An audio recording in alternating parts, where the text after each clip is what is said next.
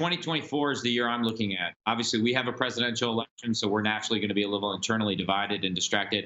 But more importantly, Taiwan has a presidential election. And so I think those two things conspire to convince Xi Jinping he can't achieve this via political warfare. So he might choose the kinetic or hard power option. So 2024 really is the year of maximum danger, in my opinion. Wow. The year of maximum danger from the chairman of the China Select Committee, Mike Gallagher, who joined me on this program Wednesday, where we discussed what should happen and what will happen should China invade Taiwan. Joining me right now is Iowa Congresswoman, member of the House Appropriations Committee and China Select Committee as well. Ashley Hinson is here. Congresswoman, it's good to see you this morning. Thanks very much. What do you make of Gallagher's prediction of 2024? And what can the U.S. do if that's what is the base case prediction? Yeah. Well, thanks for having me on, Maria. First and foremost, we know the Chinese Communist Party is our greatest threat, and Chairman Gallagher clearly realizes that, and I'd like to thank him for his leadership in laying out a great vision for our Select Committee on China. We have to stand up to China for this posturing against Taiwan, the TikTok that they continue to, use as a spying tool on American people, and, the farmland that they continue to buy up in droves across our country. So we have very real threats from the Chinese Communist Party, and that's where I think Chairman Gallagher realizes this, and our committee realizes this. It's going to be a bipartisan committee, so I'm hopeful that we can do this not as Republicans or Democrats, but as Americans, because this is a very real threat to our country. Let me ask you, Congresswoman, I'm just, throwing this out there for a second. I mean, how are we supposed to believe that TikTok is a threat to America's freedom, given the surveillance and the data that they're keeping on American citizens and the propaganda that they're spewing out? How are we supposed to believe them when the former chairman of the House Intelligence Committee, Adam Schiff, uses TikTok to tell us that he's running for Senate? Yeah. Well, I think in this case, we should be leading by example, and TikTok is a very real threat. So I can't speak for what Congressman Schiff is doing with his TikTok, but I would recommend to all Americans that it is a threat. It is something that the Chinese are using to collect data on Americans every single day. I don't let my kids have TikTok on their phones. I don't have it on my phone, and I don't think any American should have it on their phone, because the Chinese Communist Party, again, is using this to collect data every single day. So I'm just wondering, does Adam Schiff have TikTok on his phone? Is that how he did the TikTok video? Because he's actually got the app on his phone. How irresponsible is that? Every day, you and your colleagues come on this program and tell us how threatening TikTok is. And so Adam Schiff, who was the chairman of the committee, gets on TikTok and tells us this story that he was thrown off the committee and now he's running for Senate on TikTok? Well, it's certainly laughable, Maria, and I think it just speaks to the lack of integrity and understanding of the real threat facing our country. So I'm believing that our China Select Committee and the members on this committee will be able to work, again, in a bipartisan manner. And if you look at the Republicans who are on the committee, we're serious legislators. We're ready to come up with serious policy solutions, and we are taking it very seriously because they are the biggest threat to our country. Speaker McCarthy has laid out that our two biggest threats are the debt, the national debt, and China. And when you look around the country, we are clearly seeing that the Chinese Communist Party, again, is buying up that land. They're buying up land near our Air Force bases. It is a national security threat.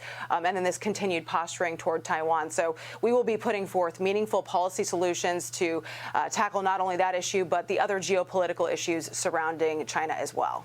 Yeah, by the way, TikTok is also being used to lure young kids to be the getaway drivers at the border, right? So you've got the drug cartels who are taking home billions and billions of dollars every week on human smuggling and drug trafficking, and they are actually advertising their, business, quote unquote, on TikTok by getting young kids to drive a 18-wheeler, 22-wheeler to take people from the border to Houston.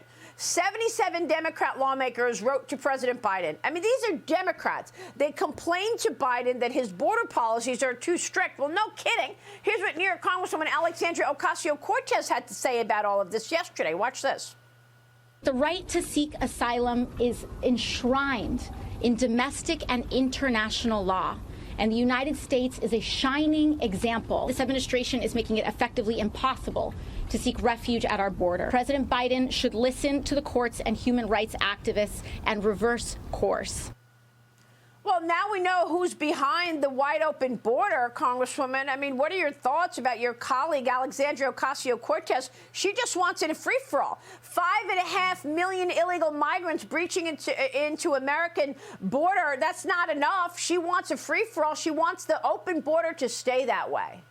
Right. And it's very clear President Biden and his administration have listened to that group of 70 on their border policy, because the border is effectively still open. 250,000 illegal immigrant encounters in December, 38 people on the terror watch list since October, and just this month alone, already 10 sex offenders in the Del Rio sector. So when you look at those statistics, they're sobering. They are making our country less safe. And again, they have made it very clear they want an open border. But I think it's time President Biden and our so-called border czar, I am convinced she should take that off her resume at this point, because our vice president has not taken this seriously. But we need to start taking this seriously at our southern border. Well, he hasn't taken any of this seriously. In fact, Congresswoman, I would like to know, what is the growth plan of the Biden administration? He went after Republicans yesterday, and he claims his economic plan, whatever that is working. Watch this. They want to raise taxes on working and middle-class people in America by passing the national sales tax, taxing every item from groceries, gasoline, clothing, supplies, medicine, even big-ticket items like rent and cars. I thought I heard today, Don, that the Speaker of the House says he's not sure he's for it now. Bless me, Father, for he has sinned. I tell you, I mean. Congresswoman, what is Biden's growth plan? Do you know it? Well, I think it's certainly laughable that he's trying to distract from his economic failures that drove our country into chaos and catastrophe. But you know what's not laughable is the prices that Iowans and Americans are paying every single day when they go to the grocery store, when they go to fill up their gas tank, or when they pay their energy bill. So Republicans are going to lay out an agenda that will reinvigorate our economy, protect our small businesses and our working families. And you can count on us to put a check on the Biden administration checkbook that has been spending out of control. And when will we get that plan? We're working on it right now, and you're seeing our committees do their work, and you're seeing our budget committee lay out its plan to reduce the spending, appropriations as well. So you'll see a solid plan, and you saw our commitment to America, obviously, of our policies that enacting tax policy, for instance, to make those tax cuts permanent for our small businesses. Along those lines is where we're going with our economic plan.